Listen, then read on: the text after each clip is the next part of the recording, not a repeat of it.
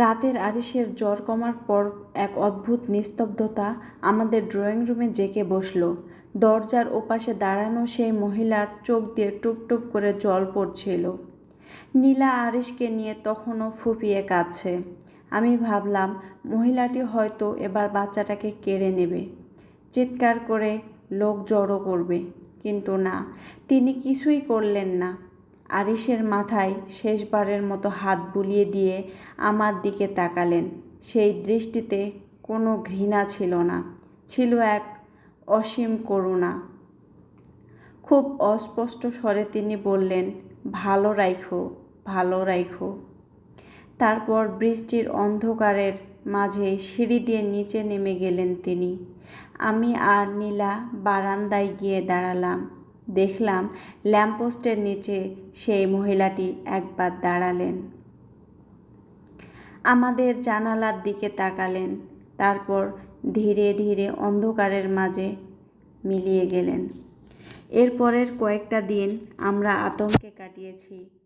প্রতি মুহূর্তে মনে হতো এই বুঝি পুলিশ এলো, এই বুঝি পাগলিটা লোকবল নিয়ে আমাদের দরজায় কড়া নাড়ল, কিন্তু কেউ এলো না। পরদিন গেটে গিয়ে দারোয়ানকে জিজ্ঞেস করলাম, সে জানালো পাগলিটাকে আর দেখা যাচ্ছে না। দিন গেল, মাস গেল, বছর ঘুরল, সেই পাগলি মহিলার আর কোনো চিহ্ন নেই। আমরা উত্তরার এই বাসা ছেড়ে আরও দূরে শহরের অন্য প্রান্তে চলে গেলাম। ধীরে ধীরে আমাদের ভয় কাটতে শুরু করলো।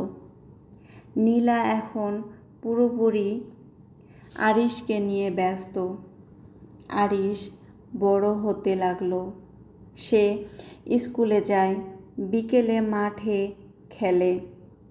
আমরা তাকে পৃথিবীর সব সুখ দিয়ে আগলে রাখতে চাইলাম, যাতে কোনো দিন সে নিজের শেকড় নিয়ে প্রশ্ন না তোলে।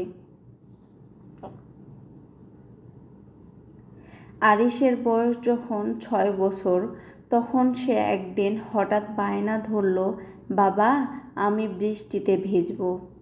নীলা ভয় পেয়ে তাকে ভেতরে নিয়ে আসলো। সেই রাতে ঘুমের ঘোরে আরিশ খুব অস্পষ্ট স্বরে একটা সুর গুনগুন করছিল। আমি আর নীলা একে অপরের দিকে তাকালাম। এই সুরটা সেই ঘুমপাড়ানি গানের সুর। আরিশ, এই সুর কোথায় পেলি?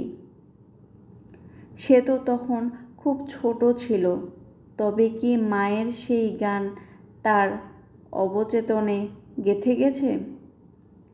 আমরা নিজেদের বোঝাতাম এসব মনের ভুল। সময়ের চাকা ঘুরতে ঘুরতে আরিশের বয়স এখন 8 বছর। সে এখন বেশ লম্বা হয়েছে, বুদ্ধিদীপ্ত চোখ, তার চেহারার আদল আমাদের কারোর সাথেই মেলে না, কিন্তু আমরা সেটাকে পাত্তা দেই না। আরিশ আমাদেরই ছেলে, এই মিথ্যেটাকে আমরা সত্যের চেয়েও বেশি বিশ্বাস করতে শুরু করেছি। আরিশের 8ম জন্মদিনের বিকেলের কথা। আমরা ধানমন্ডির এক অভিজাত রেস্টুরেন্টে গিয়েছি। জন্মদিন পালন করতে আরিশ নতুন পাঞ্জাবি পরে খুব খুশি।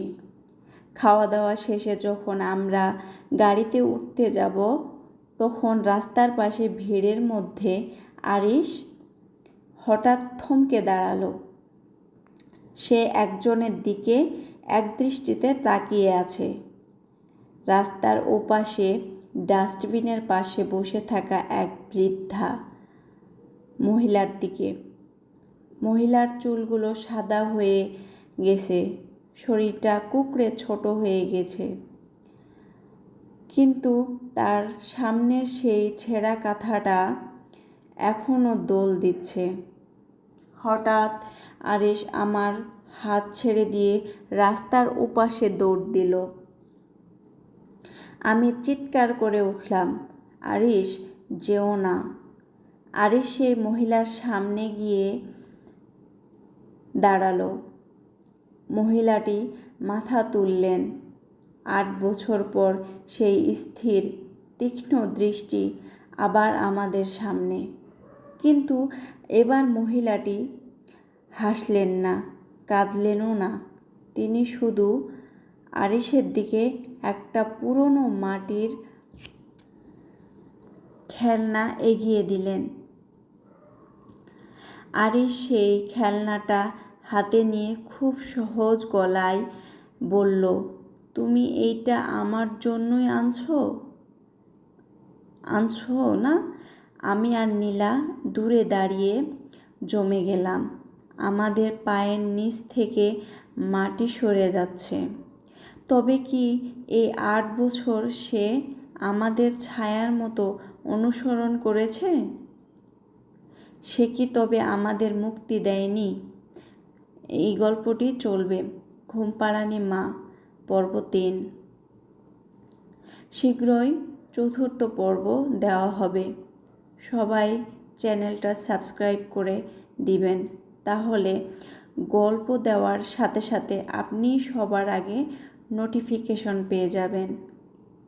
ধন্যবাদ সবাইকে গল্পটা মনোযোগ সহকারে পড়ার জন্য, এবং আমাকে বলবেন আপনাদের গল্পটা কেমন হয়েছে।